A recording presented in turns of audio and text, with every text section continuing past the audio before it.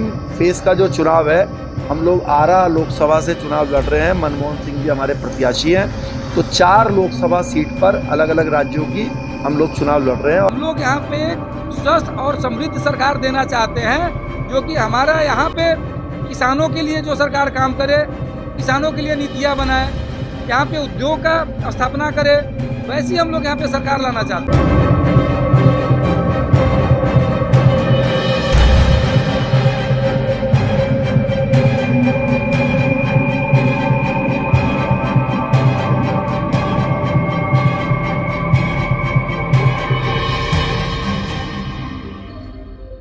कि राष्ट्रवादी जनलोक पार्टी, जिसका मैं राष्ट्रीय संयोजक हूँ, आरा लोकसभा से हमारे प्रत्याशी हैं पूर्व फौजी मनमोहन सिंह जी, और उनके प्रचार प्रसार के लिए हम लोग गांव से गांव जा रहे हैं और बहुत अच्छा समर्थन सभी जगह से हमारे पार्टी को मिल रहा है। खटिया छाप इनका चुनाव निशान है।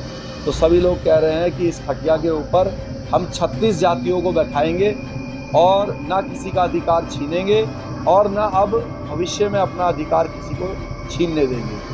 आरा लोकसभा की अगर बात की जाए तो एक तरफ हर्षित मानने वाले आपके सामने है, वहीं पर इंडिया गठबंधन की तरफ से संयोजक घटक दल काफी है, वहाँ आप अपने आप को कहाँ? देखिए, हमारी लड़ाई इसी बात पर है कि आज देश के अंदर जो ये सोचते हैं कि भाई बीजेपी को वोट दें या कांग्रेस को वोट दें, जो कि राष्ट्रीय पार्टी हैं, लेकिन हर बीजेपी के वोट देने वाले मतदाता को ये सोचना चाहिए कि आपने अगर बीजेपी को वोट दी और 4 जून को मोदी जी प्रधानमंत्री बने तो चिराग पासवान, नीतीश कुमार जी, मांझी साहब, आपके उपेंद्र कुशवाहा जी, संजय निषाद जी, अनुप्रिया पटेल जी, ओपी राजभर जी, ये सारे के सारे जो 38 पार्टियां बीजेपी के साथ गठबंधन में हैं आज, ये लोग आपको दहेज में मंत्री के रूप में मिलेंगे। तो आप ये जो जातिवादी जो पार्टियां हैं बीजेपी के साथ या कांग्रेस के साथ, अगर आपने राहुल गांधी प्रधानमंत्री बनते हैं तो तेजस्वी जी, अखिलेश यादव जी, ये सब भी आपको मंत्री के रूप में दहेज में मिलेंगे।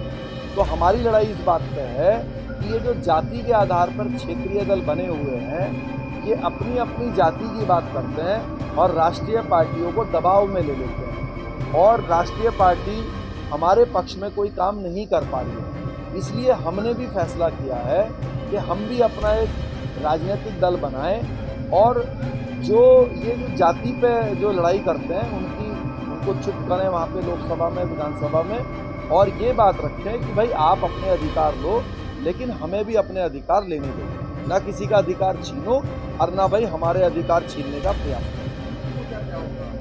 मुख्य मुद्दा देखिए, देश के अंदर हर वर्ग परेशान है, चाहे वो हमारे किसान भाई हो, चाहे वो महिलाओं की सुरक्षा की बात हो, और सबसे बड़ी बात जो युवा हैं, बेरोजगारी चरम पर है।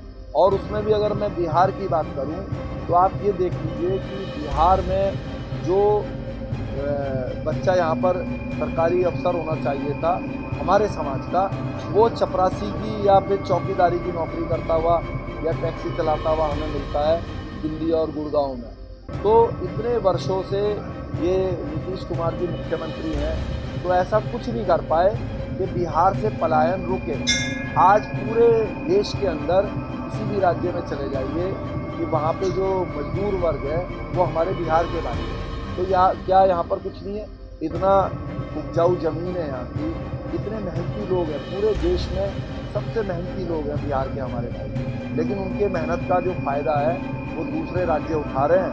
तो ये क्यों नहीं उठा पा रहे? क्योंकि इनकी जो योजना है वो असफल योजना है जी है। अग्निवीर तो देखिए, अग्निवीर ने तो बहुत ही बर्बादी की तरफ समाज को लेके जा रहा है, और ये तो विशेषकर इन्होंने टारगेट किया है राजपूत समाज को, क्योंकि राजपूत समाज के बच्चे सबसे ज़्यादा अग्निवीर फौज में जाते थे। तो अब अग्निवीर के कारण वो 4 साल में घर आ रहे हैं। मैं तो अभी पीछे हरियाणा के कुछ गाँव में था, तो वहाँ पर गांव के लोग, जो बुजुर्ग लोग थे, मुझे कह रहे थे कि जब से अग्निवीर की योजना आई है तो गांव में लड़कों के रिश्ते आने बंद हो गए, शादियां होनी बंद हो गई कि भाई 4 साल के बाद ये क्या करेगा। तो अग्निवीर योजना से तो बहुत दुष्परिणाम निकलेंगे, क्योंकि देश के लिए भी ये खतरा है।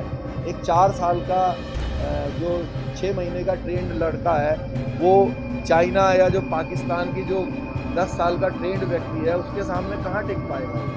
दूसरा एक तो ये समस्या है देश की, और अगर व्यक्तिगत रूप से हम सोचें तो समाज को भी इससे काफ़ी नुकसान हुआ है।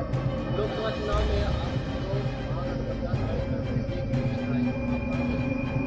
देखिए, हमारा गठबंधन, क्योंकि कई राज्यों में हम लोग काम करते हैं, आरजेपी पार्टी, हरियाणा में हमारा चौटाला साहब के साथ गठबंधन था, तो 2 सीट हमें मिली हुई थी। हम उन 2 सीटों पर चुनाव लड़े हैं, रोहतक लोकसभा, महेंद्रगढ़ भिवानी लोकसभा। दिल्ली में मनोज तिवारी जी से पहले जो वहाँ पे सांसद थे, उनका नाम था BL शर्मा प्रेम, 10 साल तक। उनकी लड़की जो है वो हमारे पार्टी से चुनाव लड़ी है, उत्तर पूर्वी जिले से। और ये अंतिम फेज़ का जो चुनाव है, हम लोग आरा लोकसभा से चुनाव लड़ रहे हैं, मनमोहन सिंह जी हमारे प्रत्याशी हैं। तो 4 लोकसभा सीट पर अलग अलग राज्यों की हम लोग चुनाव लड़ रहे हैं, और हमें विश्वास है कि अच्छा परिणाम आएगा। सर, राहुल गांधी यहाँ पर है, अगर हमारी सरकार बनती है तो सबसे पहले अपनी बड़ी योजना, तो अभी आप सरकार में देख लें, जो सबसे बड़ी पार्टी है उसने पहले ही ऐलान किया। देखिए, जो भी कोई राजनीतिक दल देश के लिए अच्छी बात बोलेगा तो आरजेपी हमेशा उसका समर्थन करेगी। राहुल गांधी जी अगर इस चीज़ में आगे बढ़ेंगे तो हम कांग्रेस का इसमें समर्थन करेंगे। जो काम बीजेपी अच्छा करेगी, आरजेपी उसका समर्थन करेगी। जो काम कांग्रेस अच्छा करेगी तो आरजेपी उसका समर्थन करेगी।